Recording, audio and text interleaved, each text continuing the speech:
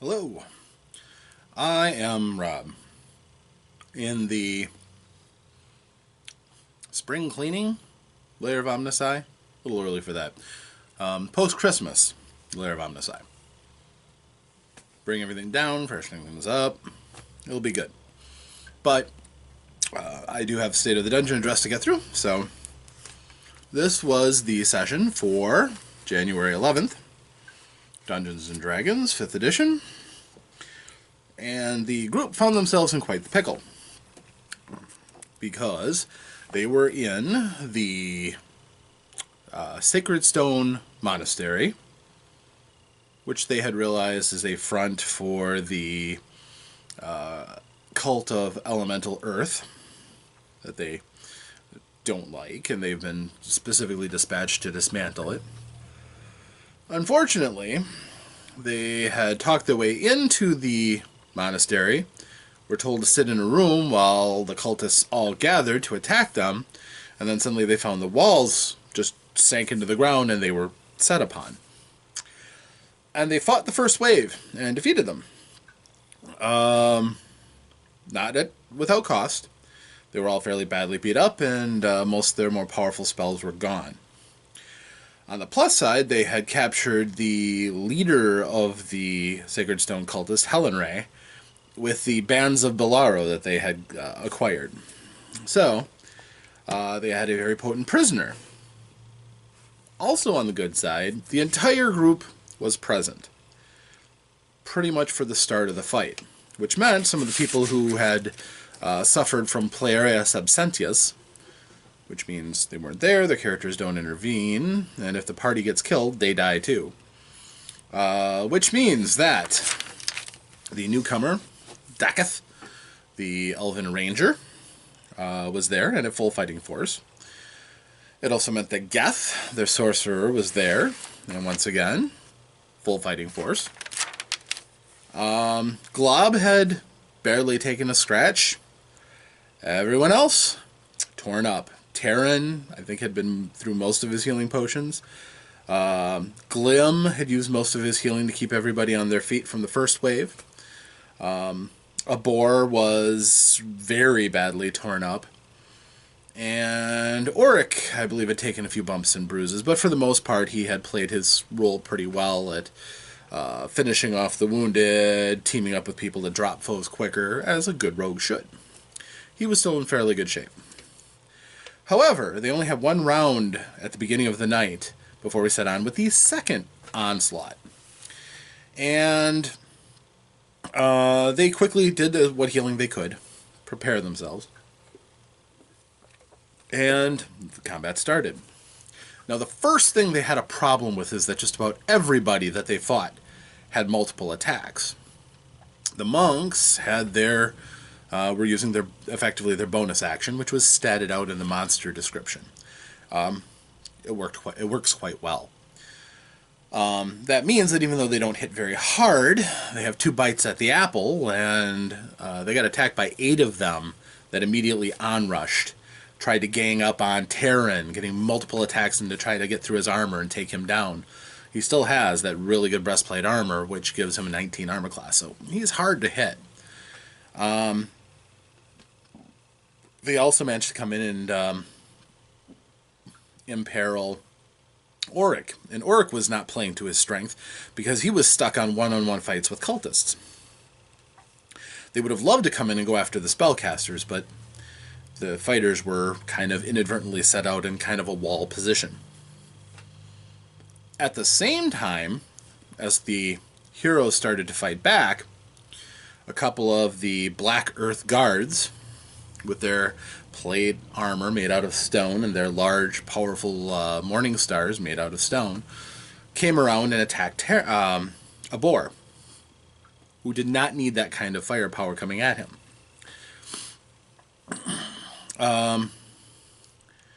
So, for the most part, the party was imperiled right away. Daketh moved up to help fight off the Black Earth Guards. And the party started to deal with the monks, although The monks had some abilities like parrying attacks that were close to hitting them, using their reaction to do so. Then, a couple of Duergar show up. One of them is enlarged himself, and he comes in. He attacks Terran from his blind side. Hits for minimal damage.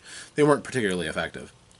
There was another one standing in the back who was getting enchanted by the two Duergar priests who were off to the side. He was going to come in like a sledgehammer and clear out. Well, at this point, the group turns around and they take out the Duergar quickly. They take turns picking apart. Geth uses a frostbite right away, or it goes mano a mano with a cultist, with a monk, which doesn't work out to his strength very well. The combat is not looking good. The word TPK, or the expression TPK, gets used several times because it was a very close thing. The party was overmatched. Terran gets dropped when a gargoyle comes soaring over. He stops the gargoyle using his sentinel ability. The gargoyle turns and slashes him open and drops him. However, the player just had a birthday. One of my traditions is I like to give birthday presents to my players. Not actual gifts, because I've been through some tough times where I didn't have the money for things like that, and quite frankly, I never get anything. But what I do is I give them something in-game that they don't have to earn. It's a present. It's appropriate to their level. And this gargoyle shows up. Few people have real magical weapons. Everyone has a magical dagger, +1, but for some people that's not very useful. They'd be willing to use their main weapon and take half damage on something that has resistance, for instance. So he comes around and he gets dropped unconscious. And I'm like, well, I pulled him aside and like, well, you find yourself in Hieronius' hall. And Hieronius is like, I don't intend for you to die here. I need a champion in that valley to stop something truly evil from breaking loose into the world of men. And I need you there as my proxy. Will you accept this challenge of being sent back? Because if I send you back, I'm going to require some things from you. And he's like, well, yeah, I'll go back. He's like, okay, I'm going to give you 2 gifts. Number 1, I'm going to get you up. Number 2, I'm going to give you a weapon that you can use to fight this evil. Because the gargoyle was really, not particularly powerful as a fighter, but the resistance, and there was a couple gargoyles to deal with. So he's like, okay, I'll give you a weapon that you can use to fight this evil. And so he gets up, and he's like, oh, I've got a pick. Not really my specialty, a pick, but it looks really cool. Just then, Geth slips off to the side, and he's like, oh, are you awake? Yeah. You mind getting knocked out again? Why? He's like, because all the enemies are right in a row, and I have lightning bolt. So he was willing to lightning bolt just about everybody. The only people he was going to miss was 1 monk, the Black Earth guards, who were off in a corner, and 1 Duergar. So he throws a lightning bolt, and Terran has just enough time to look up. Oh, Hieronius, thank you for... And he gets knocked out again by the lightning bolt. However, the lightning bolt wipes out most of those monks, because they weren't making their saving throws, and they dropped quick. He did enough damage to kill them on contact if they didn't make their save. I don't think a single one of them made it. The gargoyle made his saving throw, so he took less damage. But yeah, it changed the course of the battle, certainly. Auric also got hit. He made a save for half. So he was hurting. But sure enough, it cleared the battlefield quite well.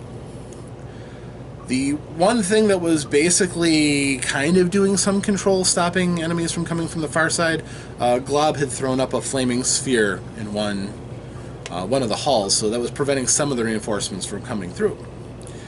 So the lightning bolt was dramatic and fried everybody. Again, Terran gets knocked out.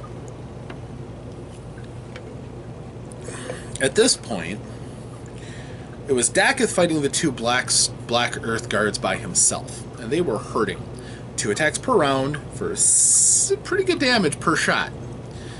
And he was getting hit with 2 attacks every round, it seemed. Even though his armor class wasn't that great, I was still only able to nail him twice at a time. And Terran was down again. I believe Glim got him back up. And, Glob was switching to using his firebolt. Just leaving the flaming sphere in place as kind of a little temporary wall. It's actually quite effective for that.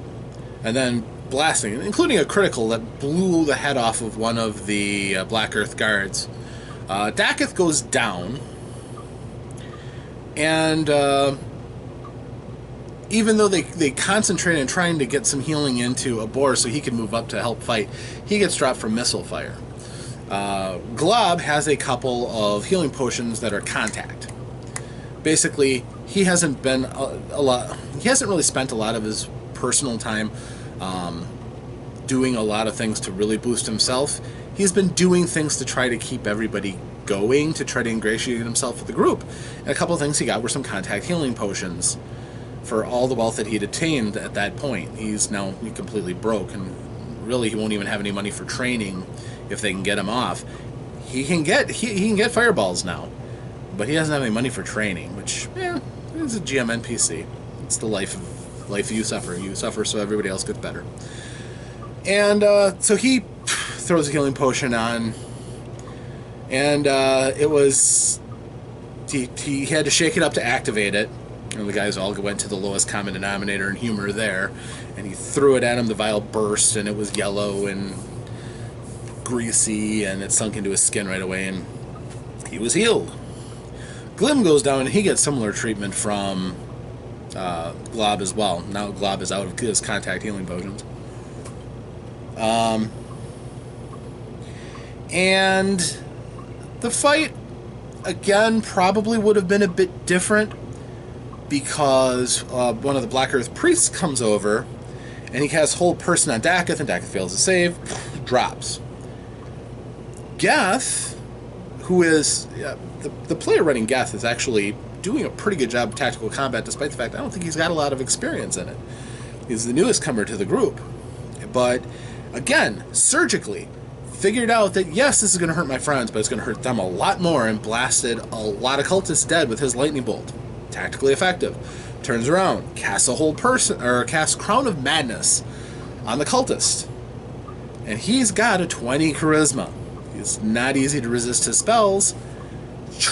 Missed by 1. Well, he's not paralyzing Dakith anymore, and he's being forced to go and attack his friends. So Dakith gets back up and continues to fight against the Black Earth cultist. Terran gets up, and it becomes kind of hot potato with a pick. One of the cultists picks up and goes, "Oh, this is a weapon that is of earth." And Oryx stabs him in the lungs. And then he gets taken out from behind from the priest with the Crown of Madness on. Geth directs him to take out the cultist. So it ends up that, despite the fact that Terran can't grapple because the monk is better at the grapples, he ends up with the pick in his hand, and all of a sudden, it turns into a Lucerne hammer. If you've ever seen a Lucerne hammer, the thrust of the Lucerne hammer is it's got the stabbing beak to it. Not very much unlike a pick. I think they compare quite favorably. So what I gave him was a weapon that can have multiple lengths. So it can go Lucerne hammer for 1d10 damage, and it's a polearm. It can go War Pick for 1d8. You can also shrink it down to where it's basically like a hammer, like you'd use with pitons, like an ice axe size. So, and it's a +1 weapon. So it'll help against things that can only be hit by magical weapons. So he's got a weapon that he has worthy for his use. And the fight changes, is pretty much over by that point, honestly. The group, even though they are beat to daylights, they manage, the priest gets free, and they all just turn and converge and take him out. The gargoyle has been taken out already by some choice hits from the rest of the group, and the Black Earth Guard goes down under a fusillade of attacks. which leaves the party with a little bit of a breathing space, and they can hear the sound of the rest of the temple kind of mobilizing. They realize, I gotta get out of here. So rather than run through the hall to the outside door, they figure out the best way is to let a boar use his adamantine gauntlets that he's got, because he automatically gets critical hits on inanimate objects, and punch his way through the wall. Okay. Theoretically, it's stone. You're punching through solid stone, but these gauntlets are amazing. So I let him do it. I gave him 3 constitution checks, because I had no doubt that he had the strength. He could do some damage if he had no reservations about the kind of damage he would take to himself. So he's punching a stone wall, literally. Paff, paff, paff. Makes his first. Makes his second. Fails his third. Breaks his hand. But he creates a big enough hole that they can slip out of the monastery. And they drag the leader, Helen Ray, out with them. They'd almost forgotten about her by this point, because this was a separate night. But they escape into the night. And they have a hostage and a lot of injuries. Everybody's hurt. Nobody's got a lot of magic left. Just a little bit. And one of the nice things is that Daketh has a wand of healing that rangers alone can use, the Wand of Holly. Well, they go and they make a survival check to find cover so that they can hide from the cultists, the retributive strike. And they find a cave system that would provide them with enough cover. However, it is just a low, broad gap underneath a bluff. And they are sharing the space with tiny little scorpions and little vermin and other creatures. It's not pleasant. But beggars can't be choosers, really. And what choice do they have? They need to rest. They need to heal. So they spend a short rest so that they can get themselves into position where they could defend themselves if somebody found them when they were trying to take their long rest. They were not bothered when this happened. And I'm just going to real quick make sure I don't run out of juice while this is going on. There we go. Juice, not a problem. So, they're sheltering. They get their 1 hour. They are patched up, but they are still in bad shape. Still no magic to speak of. Glob is out of magic, I believe, at this point. Glim is out of healing spells. Geth is a little low.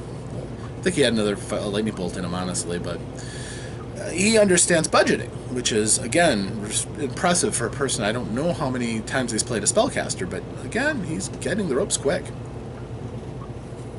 So, they divvy up for resting and taking watches, and I roll. No encounters the first group. Roll the second. There's an encounter. Now, there's an encounter that I'd had planned, and it was one of the random encounters that I kind of spruced up a little bit, giving it some backstory, giving it some feels rather than just 1d4 plus 1, whatever. And it so turned up that I rolled for that encounter, which I was happy for. It was 4 dwarven miners and their leader. And so I got to break out my best dwarven Scottish accent. Oh, those caves over there, they look like they could be used as an ambush point. You lads, go over there and light your lanterns and check and see if there's anything there to be seen.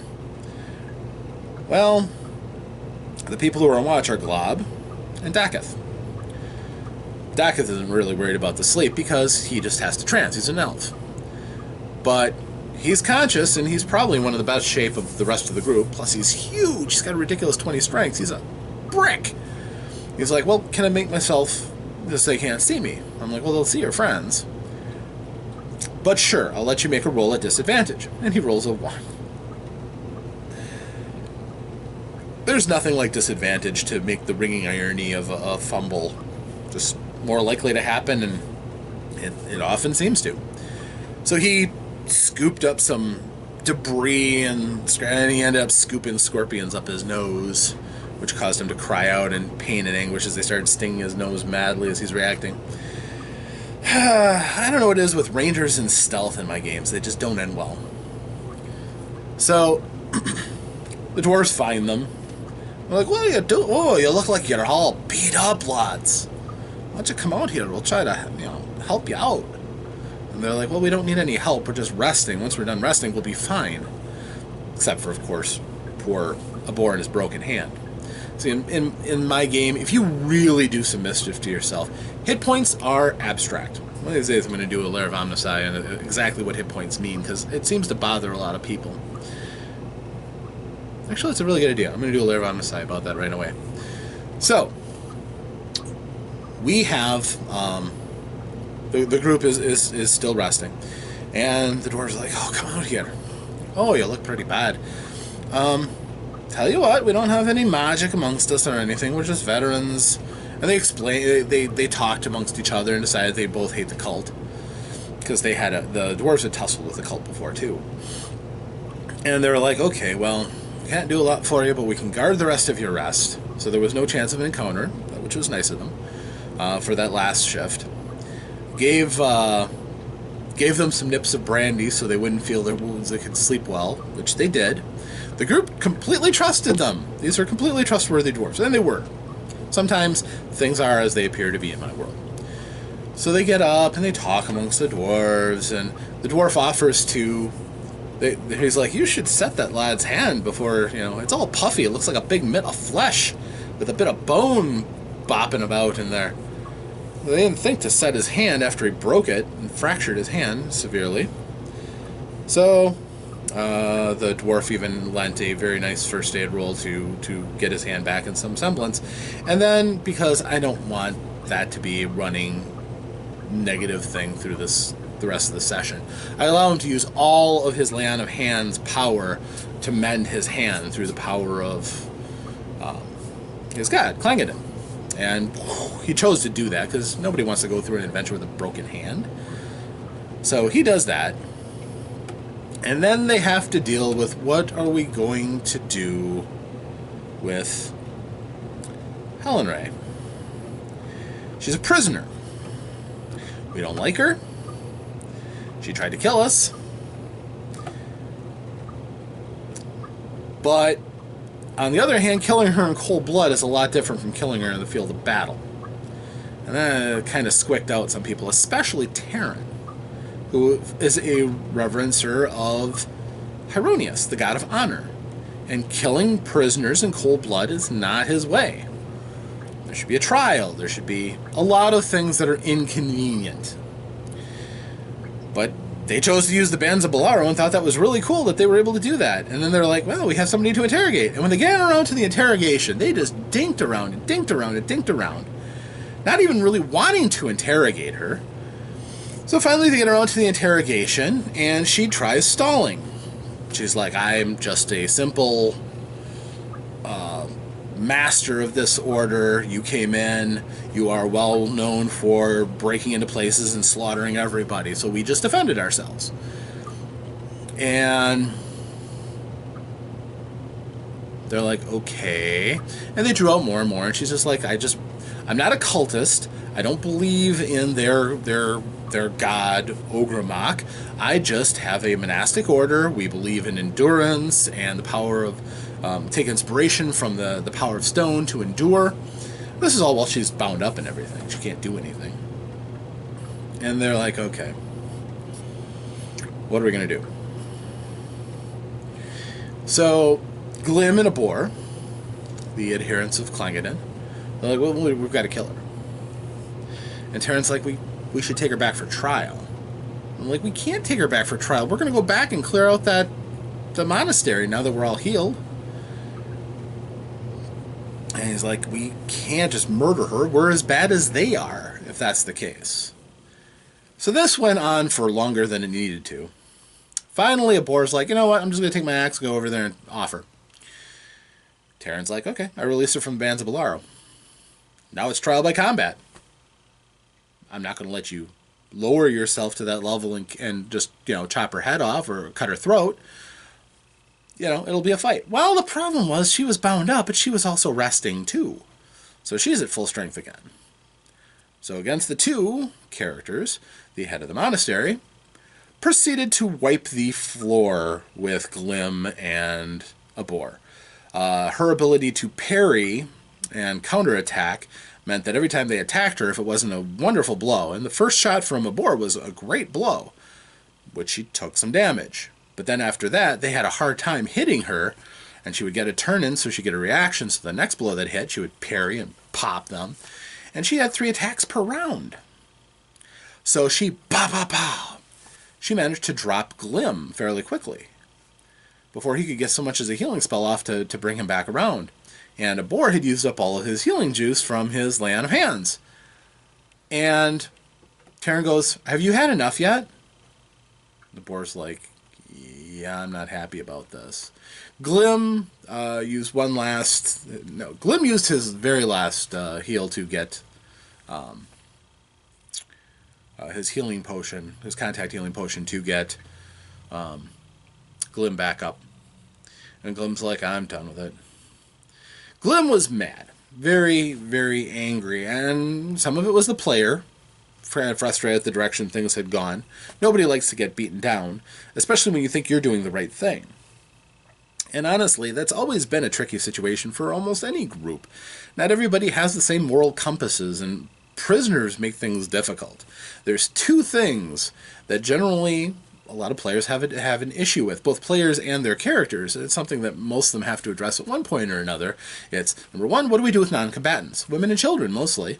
If you go in and you slaughter an orc clan, not all of them are going to be the warriors, the big hulking ones that'll fight back. Some of them may be non-combatants, children and infants. What do you do with that? To a crusading mindset, it's pretty simple. If you let them live, they will grow up to hate you, and therefore you will have to kill them again, or your children will have to kill them, so you put them to the sword. Some people who really reverence life think that's terrible. That's one thing is combat, the other is murder. So yeah, it's tough. With Terran, the idea of killing somebody like that, as a reverencer of Hieronius, that was very dishonorable, and he made his actions. Contrast that to the clerics of Clangeddon. Clangeddon believes in victory. You do what you have to do. Again, killing prisoners is kind of a gray area. Clangeddon doesn't like to take prisoners. He'd much prefer just to slaughter his enemies, and you avoid the gray area. So there's friction. Quite a bit of friction. Hopefully they come to a joint understanding that it's a difference in their religions they really should work through. Or Glim could just get huffy and decide he's going to leave the group because he can't take it. Whatever. I don't know. So, now Glim uses his healing powers on himself. He has to use most of his choice healing powers to get himself in good shape. And Abor and Glim are like, well, we have to take another rest, because now I'm out of my healing juice and he's out of some spells. The group's like, we're fine. We can't take another long rest for another 16 hours. Fine, we'll go back. They were actually told, there's this air cultist you should go take out. They have a place that goes right to their temple, and you can just slaughter them. In the end, she finally said, you know what? Just, you do what you have to do. If you come to my temple, though, I will defend it, because I know you're kind. So don't come back to my place. Go to the air cultists. You finish them off. They're depraved. You really want to get rid of them. They're all cultists. So they go back. And I was reminded that Glob now has the ability to cause organic matter to decompose very quickly because of his spores that he's got for being part myconid. So he attacks the doors, and the doors decay, and they smash through the doors of the Sacred Stone Monastery. And they go in, and nobody's here. They go through the rooms, track by track. Nobody. Halls are empty. Nobody there to fight. They find a scriptorium, a big place where, documents are copied and written down. They find a book with the name Marlos Urnriel and the symbol of elemental earth, and they don't bother to read it. They're just, okay, we'll keep it for, might be useful. So they go in through into the inner chambers, and they go straight to the shrine. And there they see Helen Ray again. They see other defenders. Again, more monks. They see another figure in gray, but he's wearing armor. He's a Black Earth priest. And they're set up for the big fight. And that's where we stop, because it's the big fight. It's not going to be addressed quickly. So that was where it went. Some bad feelings, unfortunately, in the party, which I've been playing a long time. I've seen when this particular moral gray area comes up. This does happen from time to time. And hopefully the group will figure out a way that they can all agree on group policy from then on. It's better to address. I seem to remember an Exalted game not that long ago where I was playing a person who was as lily white as you can get, with everybody's best intentions. Fix the world, and I'm going to help. The rest of the party had no noble intentions. One of them was another undercover Abyssal Exalt. I hadn't played the game enough to know any tells, or my character certainly didn't know. He was pretty gullible in the whole thing, so... but the whole group was pretty decadent. At the very least decadent, sometimes willfully just nasty. So I left. My character left because he didn't fit the group. Despite the fact that I was a nice guy, I was the moral compass. I was constantly having to fight with my own group to get them to do it, and it just wasn't worth it. He wouldn't fit in with that group, and realistically I wasn't doing him any favors.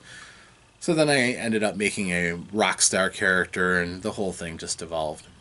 But it's sometimes, you have those differences, and you have two choices. You can either make everybody else miserable. Glim is kind of a miserable character. He is a racist dwarf who constantly condescends to deal with anybody else, constantly makes cutting comments about the humans. Now he's got an elf to verbally berate, and of course the goblin. But Goblin's kind of the pet of the group at this point. So, will he want his character to develop a little depth and either find a way of coming to common ground or come up with a new character? I don't know, we'll see. I'll make the next session quite exciting. Next session is the first play session for the Adeptus Arbitus campaign, Warhammer 40k. And we will be discussing that next. Thank you for joining me. I am Rob, here in the dressed down lair of OmnusI, and I look forward to entertaining you in the future. May you have many happy adventures. Farewell.